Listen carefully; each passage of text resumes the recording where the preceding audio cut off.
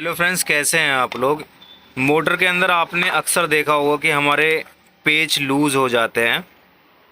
किस रीज़न से हमारे पेच लूज होते हैं और क्या ऐसा कारण होता है कि हमें बार बार मोटर को टाइट करनी पड़ती है, तो मैं आपको आज बहुत डिटेल में बताने वाला हूँ कि सबसे पहले हमें इस बेरिंग की सीट को चेक करना है कि बेरिंग की सीट के बीच में अगर गैप है तो मैग जो हमारी चूड़ियाँ होती हैं ना, शाफ्ट की चूड़ियाँ होती हैं, वो एक चाल चलती है अंदर, जिसकी वजह से थोड़ा सा आगे पीछे खिसकता है।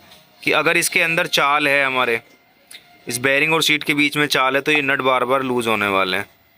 ध्यान रखना, टापा चेंज कर दें भाई उससे पहले अगर बार बार नट लूज़ हो रहे हैं।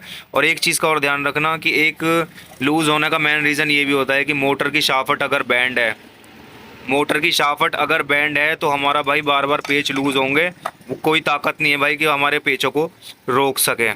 तो इस तरीके से हमें प्रॉपर तरीके से जो हमें फॉल्ट ख़त्म करना है वो इन पेचों को टाइट करने के बाद ही हमें ख़त्म करना है। टाइट कब होंगे?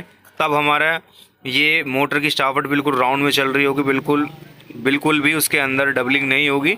और इस तरीके से हमें चेक करना है कि बेरिंग की सीट जो है ना फिट रहनी चाहिए, वरना आप मोटर को उल्टा सीधा करेंगे तो मोटर झटके भी मारेगी बाहर निकाल कर। अगर आप मोटर को इस तरीके से करेंगे तो मैग्नेट नीचे की तरफ लटक जाएगी सेंसर से हटके।